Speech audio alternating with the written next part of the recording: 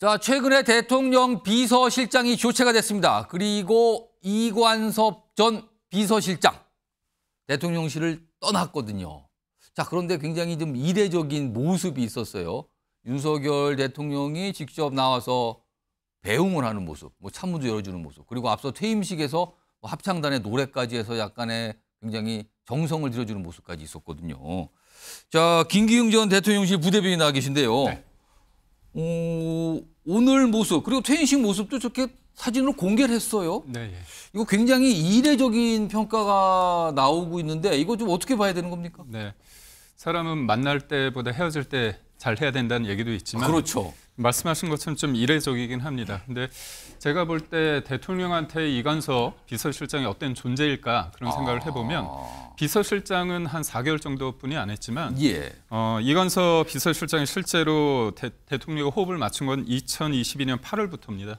정책기획수석, 그다음에 국정기획수석, 정책실장, 그리고 이제 비서실장을 했는데 소위 말해서 정책기획을 조율하고 수석 중에서는 왕수석으로 통했습니다. 그리고 임기 시작부터 같이 했다. 사실상 같이 했죠. 5월에 출범했지만 8월부터 했으니까요.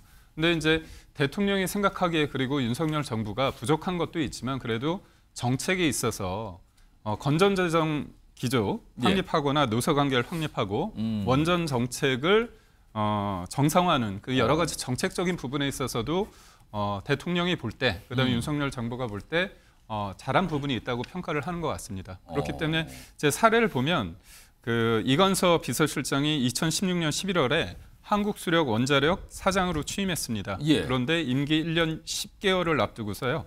신고리 원자력 발전소 5, 6호기 연구 중단 반대와 건설 재개를 주장하면서 사퇴를 했습니다. 결국 탈원전 정책에 대해서 이제 반대를 했고요. 그런 여러 가지 본인이 생각할 때 원전 정책의 정상화 등 여러 정책에 있어서의 일관성, 그다음에 이런 부분도 조금은 좀 보여주고 싶지 않았나 그런 생각도 듭니다. 그럼 오늘 나타났던 공개했던 저런 모습에 대해서 윤석열 대통령이 짙은 아쉬움을 갖고 있다 이렇게 봐도 되는 겁니까? 그러니까 이번 총선의 민심이 예. 물가나 민생에 대해서 부족하다는 부분이 있죠. 예. 그리고 또 협치라는 부분이 있지만 그렇다고 우리가 문재인 정부 시즌2로 돌아가라는 얘기는 아니거든요. 그래서 정책의 어떤 총괄을 했던 수장으로서 그런 부분에 대해서는 평가를 좀 해주고 싶지 않았을까 하는 게 저의 생각입니다. 네. 자, 그래서 퇴임식에 직접 같이 하면서 그리고 합창단의 노래까지 나오는 그런 퇴임식, 그리고 끝난 뒤에 윤석열 대통령이 직접 배웅을 하고 문까지 열어주면서 잘 가시라고 인사하는 모습까지 오늘 그런 모습이 공개가 좀 됐어요. 자, 그럼 떠나간 비서실장 얘기였는데 새로 자리를 잡은 비서실장 얘기 좀 해봐야겠죠. 지난 22일입니다. 본인이 임명이 되고 하는 상황에서 뭔가 각오를 밝힌 게 있습니다. 그 목소리부터 들어보겠습니다. 여러 가지로 여소야대 전국 상황이 염려가 되고 난맥이 예상됩니다. 이 어려운 시점에서 윤석열 정부를 돕고 또 윤석열 대통령님을 도와야 한다는 것이 저희 책임이라고 느꼈습니다. 또 통합의 정치를 이끄시는데 제가 미력이나마 잘 보좌해드리도록 그렇게 노력하겠습니다. 자, 이런 각오를 밝힌 정진석 새 대통령 비서실장. 오늘요, 첫 회의, 수석 비서관들과 첫 회의를 가졌는데요. 여기에서 뭔가 얘기를 꺼내놨습니다. 화면 보겠습니다. 한 2장 정도 준비되어 있는데요. 이렇게 얘기를 합니다. 대통령실이나 대통령실 관계자라는 이름으로 메시지가 산발적으로 외부에 나가는 것 바람직하지 않습니다. 이거 듣기에 따라서는 경고일 수도 있을 것 같아요. 하나 더 볼까요? 대통령실은 일하는 조직이다. 말하는 조직 아니다. 밖에다. 외부에다. 뭐라고 얘기 좀 하지 말라. 이렇게 들리네요. 그리고 또 이렇게 얘기합니다. 대통령실의 정치는 대통령이 하는 거지 비서들이 하는 것 아니다. 비서들 앞에 당신들 이런 게 좀 감춰져 있는 것 같기도 하죠. 이런 경고성 발언으로 분명히 보입니다. 이런 얘기를 꺼내놨는데 강성필 민주당 국민소통위 부위원장 첫 회의부터 굉장히 강한 발언 같아요. 약간 기강을 바로잡는 걸까요? 이 이유 뭐라고 보십니까? 그러니까 이거 정진석 비서실장이 취임하기 전에 얼마나 많은 일간지에서 비선이라는 단어를 쓰면서 대통령실의 어떤 비서관들의 어떤 그 발언에 대해서 예. 비공개 발언에 대해서 얼마나 지적을 많이 했습니다. 이 막판에는 총리 물망 관련해서 막 얘기들이 나왔죠. 네. 조금 더 자세히 말씀을 드려보면 어쨌든 하마평이 나왔어요. 공식 석상 공식 라인에서는 모른다. 그런 바 없다라고 했는데 또 다시 비공식 라인에서 이제 흘리는 거죠. 어떤 관계자. 관계자 발. 그러니까 그 관계자가 누구인지는 사실 또 정가에서는 많이 파다하게 퍼져 있더라고요. 예. 어쨌든 비공식입니다. 근데 이런 말 있잖아요. 비서는 그림자와 같아야 된다. 예. 그러니까 비서는 대통령이 하는 일에 대해서 뒤에서 그림자처럼 조용히 뒷받침을 해야 되는데 예. 이 정진석 비서실장의 말처럼 비서들이 나서가지고 비서들의 정치가 지금 돋보이는 거 아니겠습니까? 왜 말을 그렇게 밖에다 하느냐? 그러면 그 이유가 무엇이냐? 그러니까 저는 최초에는 어떤 한 하마평에 오른 인물이 있는데 예. 그 안에서 찬성파와 반대파가 있는데 이 반대파가 이분을 못 오게 하기 위해서 흘려버려서 또 우리가 언론에 흘려버리면 또 하마평에 오르신 분들 주로 안 되지 않습니까? 예. 그런 의도가 있었냐 싶었는데 예. 조금 더 자세히 보면 아무래도 어떤 비선 조직이 있는 것이 아닌가. 왜 비선 조직이냐? 아니 위에는 비서실장이나 수석보다도 더 어떤 자신감이 있다는 거 아니겠습니까? 자신감이 없으면 어떻게 상사의 말에 부인하는 듯한 그런 행동을 할 수 있을까? 그래서 이런 무너진 대통령 비서실의 기강을 바로 잡는 것이 예. 정진석 비서실장이 취임 후 가장 첫 번째 해야 될 일이다. 그래서 저는 적절한 발언이다라고 생각하고 저는 더 나아가서 징계까지 해야 된다고 생각합니다. 자, 최인영 변호사. 지금까지 비서실장은 정책 전문가. 근데 이번에는 정무, 뭐 쉽게 말씀드리면 정치인 출신, 정치를 오래 하신 분이 비서실장이 된 거예요. 좀 대통령실이 확 달라질까요? 확 달라져야죠.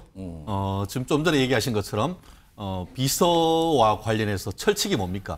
비서는 귀만 있지 입이 없다. 입이 없다. 입이 통상 없다는 거 그렇습니다. 아닙니까? 예, 아까는 뭐 강성필 위원장 같은 경우에는 그림자를 얘기했지만 비서는 인분 다물고 어떻게 보면 본인이 서포트하는 그 리더의 말씀을 잘 들어서 예. 열심히 일하는 존재. 그게 바로 지금 그 정진석 비서실장께서 얘기하시는 맥락이 그런 것이고 결국 비서의 원칙에 충실하라는 메시지를 던진 건 오늘 아니겠습니까? 첫 회부터 경고를 하는 겁니까? 그렇죠. 결국 공기잡기 겸 어떻게 보면 경고다라고 할 수 있는데 사실 이미 그 상당 부분 그 비서실장부터 해서 뭐 각종 수석이 지금 그 사표를 낸 상태 아니겠습니까? 예. 어느 정도 선에서 사표를 수리를 할 건지 아니면 새로 또 물갈이가 어떻게 될 것인지는 아직까지는 좀 지켜봐야 되는 겁니다만 어쨌든 다른 어떤 것보다 지금 정무를 라인에 대해서 밝은 분이 정진석 비서실장인데 이분들은 어떻습니까? 옛날에 새누리당 원내대표도 했지. 예. 그리고 또 MB 때 정무 수석도 하셨지. 그런 걸 봤을 때에 언론 일을 하시면서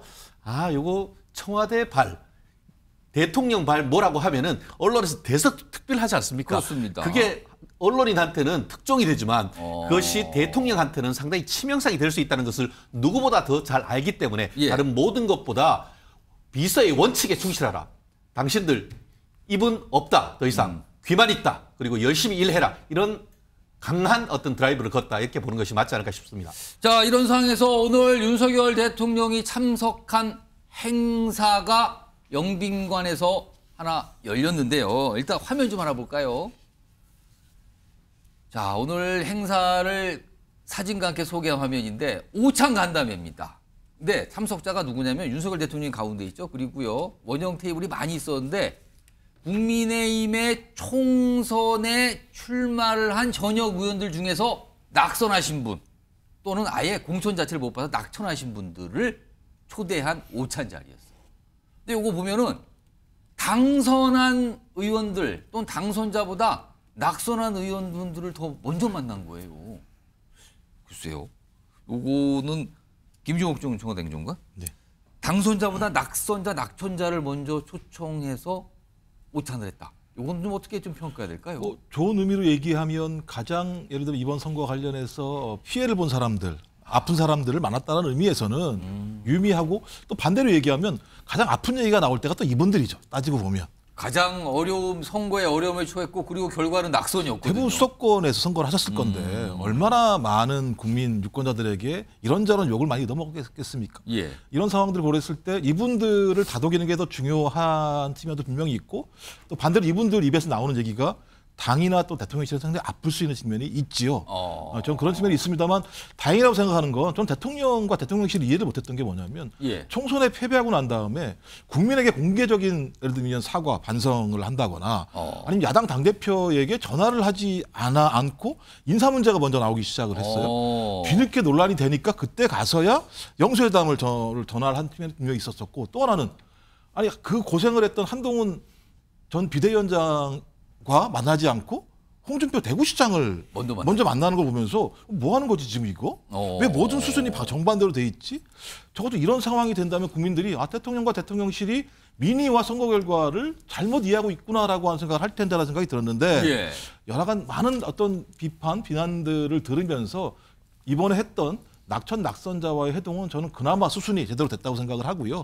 그래서 이제 저도 들은 얘기를 이제 제대로 실천을 해야 되는 건데 제가 뭐 얘기 들어보니까는 문재인 정부 다 그만해라. 그다음에 부처 정책에 간섭 좀 하지 말아라. 그다음에 제발 부탁인데 친윤영신 지도부 구성하지 말아라. 이런 얘기들이 나왔다는 거예요. 그런 얘기 들으셨습니까? 근데 이제 듣기만 하고 그러니까 소통이라고 하는 게 듣기만 하면 되는 게 아니잖아요. 들은 다음에 바꿔야 되는데 또 이번에도 듣기만 하고 바꾸지 않는다면 이게 또 불통인 거죠. 그러니까 소통을 얘기하면서 불통이 되는 측면이 분명히 있어서 저는 낙천낙선자들과 처음 만난 그 초심처럼 거기서 나온 내용들을 어떤 국정 운영 방식에 반영하지 않는다면 또 조금 있으면 불통이라는 얘기 들을 거라 생각이 들어서 좀 그런 역할들을 좀 했으면 좋겠다라는 바람입니다. 국가를 위해서. 자, 오늘 오찬 간담회의 윤석열 대통령의 모습 그리고 뉴스와이드가요. 오늘 이 행사에 참석하신 국민의힘 의원분을 좀 취재한 내용도 좀 있습니다. 들어보겠습니다. 당을 위해 어려운 결단을 내려주신 의원님들도 계시고 한 분 한 분의 헌신과 노력이 참으로 대단했습니다. 최일선 현장에서 온몸으로 민심을 느낀 의원님들 여러분의 의견을 듣고 국정을 운영하는 것이 대통령으로서의 도리라고 생각합니다. 좋은 말씀, 고견을 많이 들려주시기를 부탁드리겠습니다. 그렇죠. 정부가 어쨌든 이번에 참패한 것은 사실이고 참패의 원인 중에 윤석열 대통령과 정부의 잘못이 있다는 것도 어느 정도는 인식을 하는 것 같던데요. 오찬 안 하고 그냥 얘기 좀 해봅시다 가지고 했다면 뭐 더 센 얘기들도 나오고 생생한 얘기도 나오고 막 그랬겠죠. 사진에는 그럴듯하게 나왔는데 별로 영향가는 없었어요. 한 70명 모인 자리에서 무슨 얘기를 하겠어요. 대통령도 모르다고 많이 두들겨 맞고 그러는 상황인데 나름 노력은 바꿔보려고 노력을 하는데 또 더 바꾸라고 그러면 하기 싫잖아요. 화면 좀 보겠습니다. 오늘 오찬 자리에서 나왔던 얘기가 조금씩 전해지고 있어요. 지금도 뭐 여러 가지 취재를 통해서 알려지고 있는데 일단 뭐 한 50여 명. 근데 아마 당 지도부 포함하면 50명 이상이에요, 지금요. 일단 윤석열 대통령이 여러분께, 헌신한 여러분께 감사하다. 고견 많이 들러달라. 등등등 얘기했어요. 하나 더 보죠. 나온 얘기입니다, 오늘요. 대우각성하지 않으면 앞으로 선거 어렵습니다. 소통 강화하고 내용이 위로 잘 전달돼야 합니다. 당에서 소외된 사람들 끌어안아 위원 확실하게 됩니다. 이런 얘기가 나왔다고 하네요. 김기용 전 부대변인. 네. 제가 방송 들어오기 직전에 오늘 참석하신 분을 좀 전화 통해서 취재를 좀 해본 내용 중에 하나가 윤석열 대통령이 이런 얘기를 하셨다 그러네요. 총선 관련해서 여러분들 뒷받침을 잘 못해서 미안하다고 얘기해요. 네. 미안하다. 네. 이거 어떻게 봐야 되죠, 이거? 미안해서 미안하다고 말씀하신 것 같고요. 실제로 이제 19일 날 여러 가지 평가가 있지만 그때 국민께 죄송하고 뭐든지 하겠다. 저부터 잘못했다 그런 말씀을 한 거로 이제 국무회의 그 이후에 이제 전해졌습니다. 그러니까 대통령이 어떤 변화를 한다는 건 그 인식과 반성과 그거를 토대로 그 다음에 이제 행동으로 변화가 있는 거고요. 뭐 작다면 작을 수 있지만 저는 의미 있는 것 중에 하나가 그래도 이재명 대표에게 직접 전화를 걸고 그 전에는 이제 정무수석이 옆에 가서 이제 전화를 바꿔주고 그런 형태였는데 직접 전화를 걸기도 했고요. 그리고 뭐 전화번호를 저장해뒀다는 얘기가 나왔죠. 그렇습니다. 그리고 또 정무수석과 그 다음에 비서실장을 소개할 때 대통령이 또 직접 소개를 하고 질의응답도 받았고요. 그래서 일련의 상황을 봤을 때 대통령은 이번 상황에 있어서 바뀔 수밖에 없는 환경에 놓인 것도 있고요. 저는 대통령을 제가 가까이서 선거 과정에서 예. 제가 수행을 했기 때문에 사람들은 그렇습니다. 대통령이 잘 안 변할 거라고 얘기를 하지만 예. 한 예로 2022년 1월 대통령이 그 전에 12월 울산 회동위의 지지율이 쭉 떨어졌습니다. 분위기가 되게 안 좋았을 때 대통령이 큰절을 하고 그다음에 젊은 청년들과 소통을 하면서 메시지가 되게 예. 단순화됐습니다. 그때 어떤 자리가 있었냐면요. 그 젊은 청년들과 모인 자리에서 그 대놓고서 앞에서 후보를 교체하자 그 얘기를 했습니다. 젊은 청년들이. 그때 이제 후보가 얘기를 다 들었죠. 근데 저도 옆에 있었기 때문에 후보의 그 안면 근육의 변화, 떨림 그런 걸 봤는데 변하지 않았습니다. 그러니까 그게 뭐냐면 받아들였고 그 다음에 행동으로 옮겼거든요. 그리고 연수 문제를 풀었습니다. 그때 당시 이준석 당대표가 연수 문제를 낸 게 뭐냐면 여의도역에서 인사를 하는 거였죠. 그렇습니다. 그러니까 이게 되게 소소한 것 같지만 변화의 어떤 시작이었고 예. 저는 영수회담의 결과가 그리고 그 만남이 협치의 복원과 윤석열 대통령의 변화의 어떤 본격적인 변화의 어떤 시작점이라고 봅니다. 제가 하나 더 말씀드리면 제가 좀 통화를 해본 여기 오늘 간담회 참석하신 의원분이 말씀하신 게 이런 얘기들 본인도 한 게 또 있고 다른 사람도 이런 얘기를 했더라. 네. 그래서 소개한 게 이게 있어요. 윤석열 대통령께 민심을 좀 여러 각도에서 접해달라. 여러 각도에서 민심을 접해달라는 얘기를 했다 그러고요. 그리고 총리하고 장관에게 좀 권한을 줘라. 네. 그리고 책임을 지게 하라.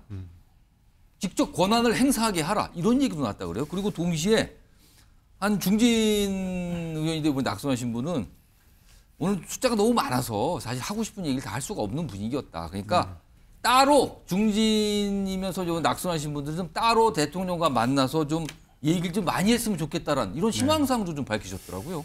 이거 혹시 따로 좀 추가로 잡을까요, 윤석열 대통령께서?